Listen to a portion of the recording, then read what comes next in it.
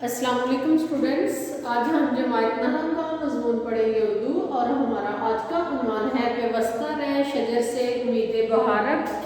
Students हमारी दरसी किताब का ये सफ़ा नंबर 121 है। इसके हमने तमाम अशार जो थे, इस नज़म के तमाम अशार वो तफसील से हमने पढ़ लिए। आज हम इसकी एक्सरसाइज यानी मशकी सवालात करेंगे जिसमें हम मरकज़ी ख्याल और खुलासा भी पढ़ चुके हैं। आज बारी है सवालात की कि मंदरजा झैल सवालात के जवाब दें। तो स्टूडेंट्स हमारा पहला सवाल है, इकबाल ने डाली और शजर से क्या मुराद लिया है। तो आपको इन सवालात के जवाब रटने की ज़रूरत नहीं, सिर्फ आप अपनी नज़म पढ़ें तो आपको खुद अंदाज़ा हो जाएगा कि सवालात का मतलब क्या है। मालिक ने इसका जवाब क्या है। इकबाल ने डाली और शजर से क्या मुराद लिया।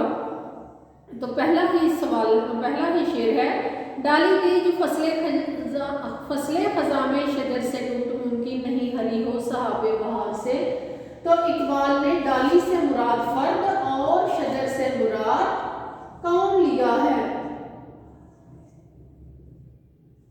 जी। दूसरा हमारा सवाल है, अहदे खज़ा किसके वास्ते लाजवाल है। तो अल्लामा इकबाल ने इस नज़म में अहदे खज़ा उन लोगों के लिए, उन अफराद के लिए लाजवाल कही जिनको बहार की उम्मीद नहीं है, बहार आने पर जो इनाम व इकराम मिलेंगे उनकी उम्मीद नहीं है, उनके लिए अहदे खज़ा लाजवाल हो जाएगा। लाजवाल यानी हमेशा रहेगा, ख़त्म नहीं होगा। अगला हमारा सवाल है, किसके गुलिस्तान में फसले खज़ा का दौर है। तो फसले खज़ा किसके एक गुलिस्तान में फसले खज़ा का दौर है। हमारे यहाँ पर शेर में बताया हुआ है कि है तेरे गुलिस्तान में भी फसले खज़ा का दौर खाली है जेब गुलज़रे का मिले अयार से। यानी जो हिंदुस्तान के मुसलमान थे, उम्मत मुस्लिमा के नौजवान नस्ल जो थी, उनके लिए फसले खज़ा का यानी परेशानियों का दौर था। अगला हमारा सवाल है, जेब गुल किस चीज़ से खाली है। तो जेब गुल ज़रे कामिले अयार से खाली है। ज़रे कामिले अयार स्टूडेंट क्या है। अल्लामा इकबाल अपनी नौजवान नस्ल को कहते हैं कि ऐ मेरी मासूम नौजवान नस्ल, तेरे पास वो होशियारी और मनसूबा बंदी का जो अयारी होनी चाहिए, होशियारी होनी चाहिए कामिल, उसके ज़र से, उसके ख़जाने से तू खाली है। इस वजह से इस चीज़ पर सोचने की ज़रूरत है। अगला हमारा सवाल है, खलवत अबराक में कौन नगमाज़न थे। तो खलवत अबराक में नगमाज़न तायर थे, तयूर थे, यानी वो परिंदे थे जो बरसगीर के लिए अच्छा सोचते थे, इसके लिए नगमे गाते थे। तो तयूर को उन्होंने नगमाज़न कहा है। हमें किस चीज़ से सबक अंदोज़ होना चाहिए। तो अल्लामा इकबाल यहाँ पर बता रहे कि शाखे बुरीदा से सबक अंदोज़ हो। शाखे बुरीदा यानी कटी हुई शाख से ए मेरी नौजवान नस्ल तो वो सबक अंदोज़ हो। अगला हमारा सवाल है, उम्मीद बहार के लिए किस बात की ज़रूरत है। उम्मीद बहार के लिए मिल्लत के साथ राब्ता इस्तवारत पेवस्ता रहे शजर से उम्मीद बहारत, यानी अपनी कौम के साथ राब्ता इस्तवार, अपनी मिल्लत के साथ राब्ता इस्तवार करने की ज़रूरत है। इस तरह हम उम्मीद बहार कर सकते हैं, बहार की उम्मीद कर सकते हैं। तो ये तो हमारा पहला सवाल हो गया। अगला हमारा सवाल है, इस नज़म के कवाफी की निशानदेही करें। स्टूडेंट्स कवाफी लफ्ज़ है काफिया से। काफिया से क्या मुराद है। काफिया का मानी है नज़म में आने वाले ऐसे हम आवाज़ अल्फाज जो नज़म में बार बार हर दूसरे मिसरे के आखिर में आता है। ऐसा हम आवाज़ लफ्ज़ ऐसा आता है कि पूरी नज़म में, पूरी गज़ल में दोहराया जाता है, उसको काफिया कहते हैं। यहाँ इस नज़म में देखा जाए तो डाली गई जो फसले खज़ा में शजर से टूट मुमकिन नहीं हरी हो सहाबे बहार से। बहार यहाँ पर काफिया है, दूसरे में बार काफिया है, अयार, सायादार, रोज़गार और फिर बहार, ये इस नज़म के काफिये हैं। तीसरा हमारा सवाल है, मंदरजल शेर की नसर बनाए। नसर मैंने आपको पहले बता दिया, जब हमने अशार की तशरीह की तो हर शेर की मैंने आपको नसरी तरतीब बताई। जो नगमा यहाँ हमारे शेर दिया गया है, जो नगमाज़न थे खलवत अबराक में तयूर रुखसत हुए तेरे सायादार سایہدار سے. اس کی نثری ترتیب ہم اس طرح کریں گے کہ جو اس میں اپنے پاس سے آپ نے الفاظ نہیں بیان کرنے، صرف ان کو ہی نثر میں ڈال دینا ہے. جو طیور نغمہ زن تھے تیری خلوت ابراق میں، یا اس طرح کہیں کہ خلوت ابراق میں جو طیور نغمہ زن تھے وہ تیرے شجرے سایہ دار سے رخصت ہو چکے ہیں. اس طرح ہمارا یہ شعر نثر میں ڈھل جائے گا. ہمارا چوتھا سوال ہے کالم الف میں دیے گئے الفاظ کو کالم بے کے متعلقہ الفاظ سے ملائیں. تو پہلے ہم پڑھیں گے کہ کالم الف میں کون سے الفاظ ہیں اور کالم بے میں کون سے لفظ ہیں، پھر اس کے بعد اب ہم ان کو ملائیں گے. کالم الف میں لفظ ہے ڈالی، فصل خزاں، واسطہ، نغمہ زن، جیب گل، شاخ بریدہ، نا آشنا. کالم بے میں لفظ ہیں تعلق، طیور، صحاب بہار، شجر، آشنا، زر کامل عیار اور سبق اندوز.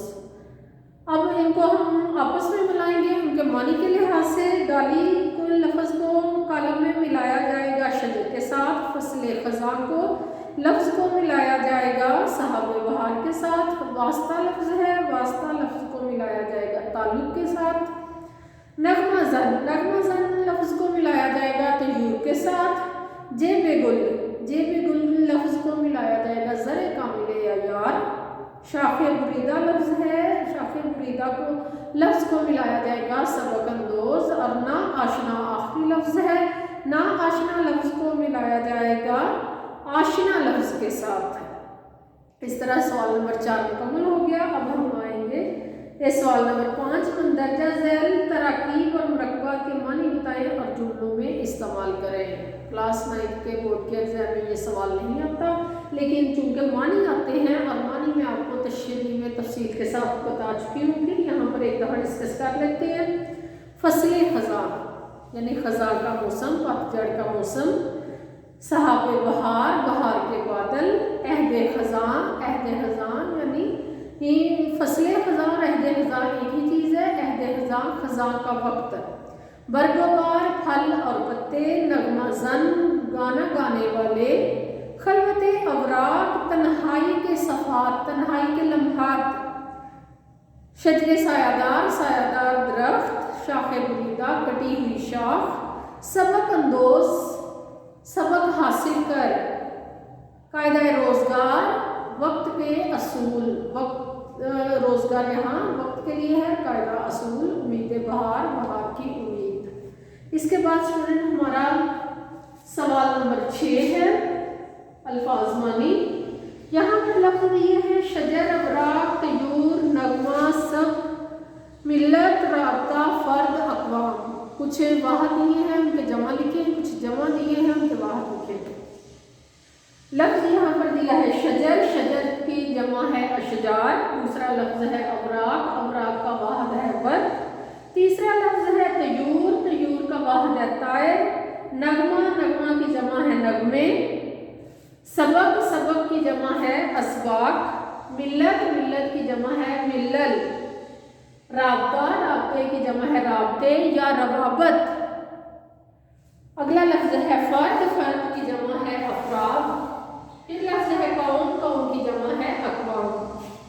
اس سے اگلا ہمارا سوال نمبر 7 جن میں الفاظ کے متضاد لکھیں. متضاد اسٹوڈنٹ متضاد کا مطلب ہے الٹ اس کے معنی لکھیں. خزاں کا الٹ معنی ہے متضاد ہے بہار، گل، خار یا کانٹا. لازوال زوال یا فانی. اتفاق کا متضاد ہے نا اتفاقی یا نفاق. امید کا متضاد ہے نا امیدی یا یاس. اس طرح ہمارا سوال نمبر 7 بھی مکمل ہوا. سوال نمبر 8 ہے مندرجہ ذیل الفاظ پر اعراب لگا کر ان کا تلفظ واضح کریں. تو گجرانوالہ بورڈ میں ہمارے 9th کلاس میں اعراب نہیں آتے. یہ ہم اپنی پریکٹس کے لیے مشق کے لیے کریں گے تاکہ 10th کلاس میں جب اعراب آئے تو ہمیں آسانی ہو. پہلا لفظ ہے فصل. میں بولوں گی آپ میرے ساتھ بولیں، آپ کو اس کا اندازہ ہو جائے گا. فصل، صحاب، بریدہ، گلستان، سبق، روزگار، خلوت، امید. اب ان پہ زیر زبر ہم لگائیں گے. الفاظ آپ ساتھ بول لیں تاکہ آپ کو لفظ کی سمجھ آ جائے.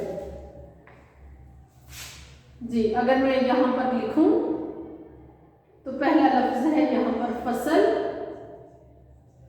زبر زبر اور لام پہ جزم آ جائے گا. دوسرا لفظ ہے سحاب، سحاب یہ بھی زبر زبر اور جزم آ جائے گا. تیسرا لفظ ہے بریدہ،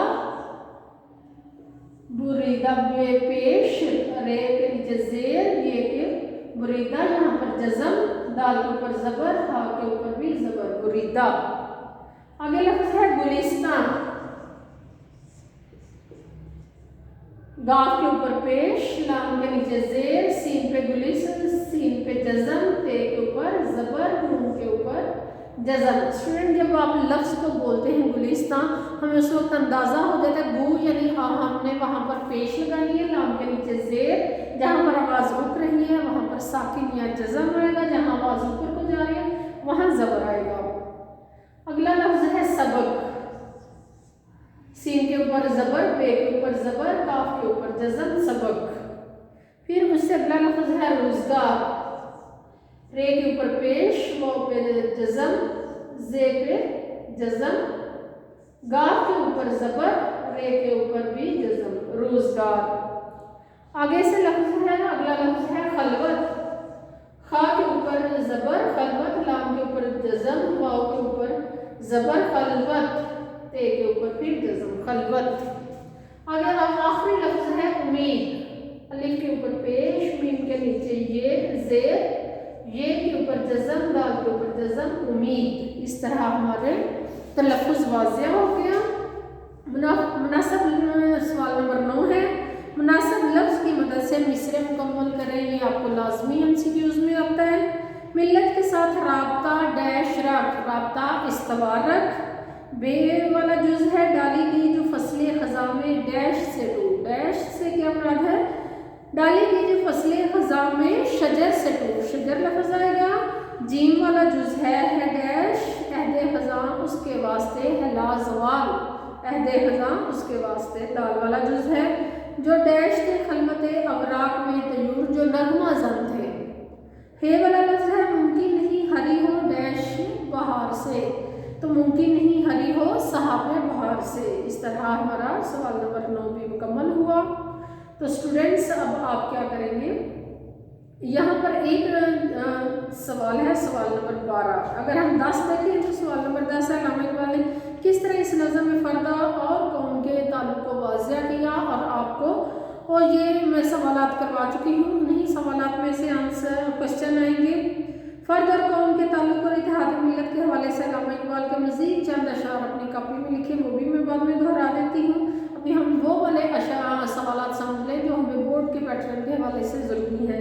سوال نمبر 12 ہے وہ مرکب اضافی کے متعلق ہے. یہ اس طرح کے سوالات لازمی آتے ہیں. فصل خزاں اور رابطہ استوار کو قواعد کی روح سے مرکب اضافی کہتے ہیں. فصل خزاں یہاں پر لفظ آیا ہوا ہے، یہ لفظ فصل خزاں. جب فصل کے نیچے یہ دیکھیں زیر ہے، زیر کا مطلب ہے کا یا کی. فصل خزاں یعنی خزاں کی فصل. امید بہار لفظ آیا ہے اسٹوڈنٹ، تو یہ بہار کی امید، یہ جو نیچے زیر آ رہی ہے اس کا مطلب ہے کی.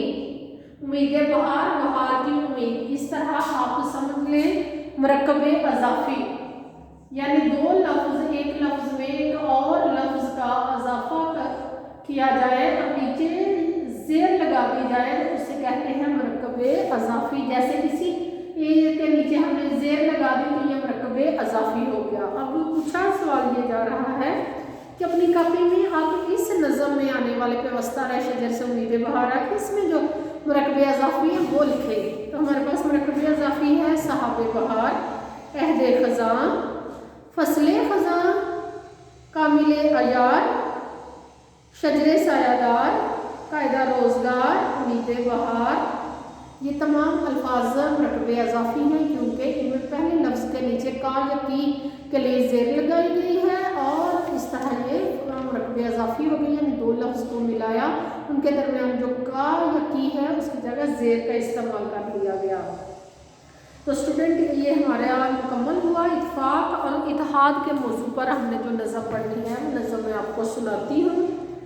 मिली तराना अल्लामा इकबाल ने लिखा, चीनो अर्ब हमारा, हिंदुस्तान हमारा, मुस्लिम है हम, वतन है सारा जहां हमारा, तौहीद की अमानत सीनों में है हमारे, आसान नहीं मिटाना नामो निशां हमारा, दुनिया के बुत कदों में पहला वो घर खुदा का, हम इसके पासबां हैं वो पासबां हमारा, तेगों के साए में हम पलकर जवां हुए हैं, खंजर हिलाल का है कौमी निशां हमारा, मगरब की वादियों में गूंजी आवाज़,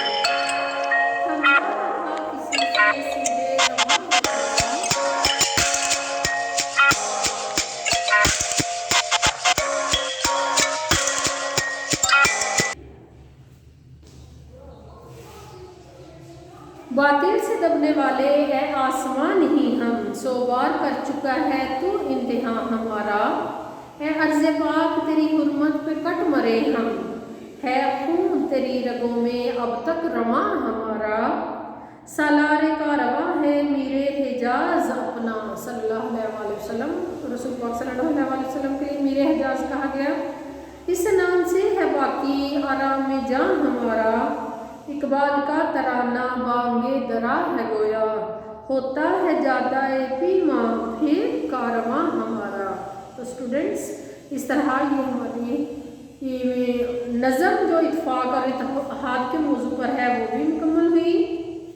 आपने अपने बोर्ड के एग्ज़ाम के हवाले से जो सवालात थे, जैसे मैंने मरकज़ी तशरीह करवाई, फिर मरकज़ी ख्याल करवाया, खुलासा करवाया, आपको फिर उसके बाद सवालात हैं, वाह जमा है, मुतज़ाद अल्फाज हैं, ये इम्पॉर्टेंट है आपके बोर्ड के एग्ज़ाम के हवाले से, इनको बहुत अच्छी तरह याद करें। और कोई आपने सवाल पूछना हो बोर्ड के हवाले से तो आप कमेंट बॉक्स में लाजमी पूछें।